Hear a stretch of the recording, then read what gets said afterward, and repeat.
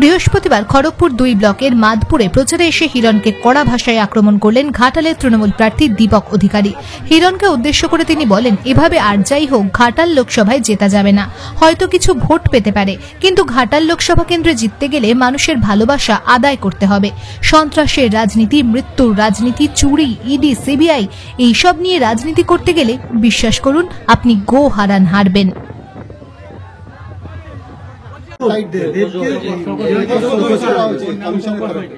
নির্বাচন commission show cause করেছে, মানে এখানে আমি কি বলবো, এটাও ব্যক্তিগত ব্যাপার।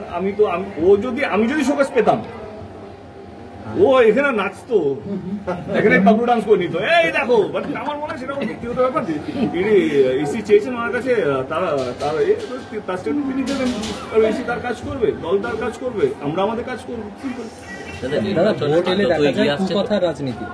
ভোট এলে দেখা যায় যে কুকথার রাজনীতি। আমার 10 বছরের রাজনীতি ক্যারিয়ারের মধ্যে আমি কিন্তু দেখিনি, কিন্তু আমার সামনে মেদিনীপুর জেলাও কিন্তু ব্যতিক্রম। মেদিনীপুর জেলাতে ছিল না, মেদিনীপুর লোকসভা কেন্দ্র এখন সেই কুকথার রাজনীতি নেই এই মুহূর্তে দাঁড়িয়ে।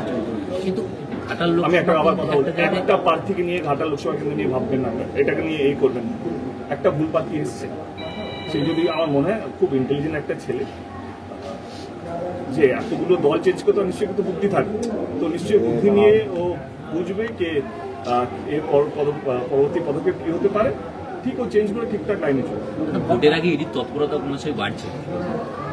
আমার কিন্তু ইসি বুঝবে, ইডি বুঝবে, সিবিআই বুঝবে, তাদের ব্যাপারে বুঝবে, আমার কাছে যেদিন আসবে সেদিন আমি বুঝবো। আমার মনে হয় হিরণের কোথাও একটা সমস্যা হয়েছে হয়তো আমাকে নিয়ে।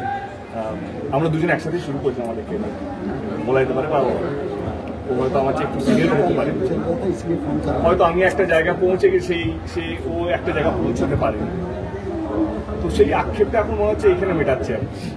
তো আমি ব্যক্তিগত আক্রমণ, আমার তো ভারতী দিয়েও তো খুব টাফ। আমার মনে হয় যে Bharati Ghosh one of the toughest আমার মনে হয় আমি প্রার্থী হিসেবে পেয়েছি, এবং ভারতীর সঙ্গে আমার যথেষ্ট, মানে হিরোর থেকে কম সম্পর্ক, কিন্তু যথেষ্ট ভালো, মানে ঠিকঠাক সম্পর্ক ছিল।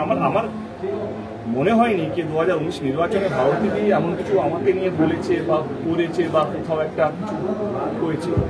বা সন্তোষবাবু, যখন সন্তোষ যখন 2014 কথা বলছি, তিনি তো one of the biggest contender ছিলেন। মানে আজ অব্দি আমাকে নিয়ে এত পার্সোনালি নামেনি। ইনফ্যাক্ট আমি শুভেন্দুদাও কথা বলছি বা সুকান্তবাবুর কথা বলছি, এবং তারাও যখন কথা বলে, বা মিঠুনদাও যদি বলি, একটা বিশাল বড় রুদ্রনীল ঘোষ, তারা যারা নিজেরা টিভিতে এসে বলেছে, প্রত্যেকে কিন্তু সম্মান দিয়েছে। আর যেটুকু সম্মান দেয়নি সেটা পলিটিক্যাল আইডিওলজির জন্য, কিন্তু ব্যক্তিগত দেবকে কেউ কোনোদিন পার্সোনালি কোনোদিন আক্রমণ করে। মানে আমি বড় বড় নামের কথা বলছি, কিন্তু হঠাৎ করে হিরণবাবু এতটা নিচে নেমে গিয়ে ব্যক্তিগতভাবে আক্রমণ করছে, সেটা আমিও মাঝে মাঝে ভাবছি মানুষ জেতার জন্য কতটা নিচে নামতে পারে। মানে আমার বক্তব্য হচ্ছে, আমি আজকেও ওকে আক্রমণ করতে চাই না, কিন্তু আমার মনে হয় বিজেপির কর্মীরা যারা বাংলা জুড়ে আছে বা ভারতবর্ষ জুড়ে আছে, তাদের কাছে একটা ভুল মেসেজ যাচ্ছে যে টিএমসি বা টিএমসি প্রার্থী তার কোনো কর্মীকে মার্ডার করেছে। একদমই না, কিন্তু সত্যি কথা আপনারা এখন সবাই জানেন, একটা অ্যাক্সিডেন্টাল ডেথ, সেটাকে রাজনীতি একটা রং মাখানো হয়েছে। আমার মনে হয় বাড়ির লোকেদের প্রতি আমার সহানুভূতি আছে। আমি জানি না কোন চাপে বা কীভাবে ওনারা এই কমপ্লেনগুলো করেছেন। তদন্ত চলছে, তদন্ত কত রকম সহযোগিতা লাগবে আমার মনে হয় সেটা আমরা সবাই করবো। কিন্তু আমার মনে হয় সামনের দিনগুলো যদি এটা চলতে থাকে, সামনের দিনগুলো আরও খারাপ হবে। মানে একটা বাইক অ্যাক্সিডেন্ট যদি, আমি না চাই কেউ মারা যাক, যদি কোনো অ্যাক্সিডেন্টাল ডেথ হয়, সেটাকে তৎক্ষণিক একটা পলিটিক্যাল রং দিয়ে বলবে কি এই তো একটা কার চাপা দিয়ে বা এই চাপা দিয়ে মেরে ফেললো। আমার মানে সেটা দুঃখজনক, মানে রাজনীতি, মানে ইতিহাসের জন্য দুঃখজনক একটা এক্সাম্পল।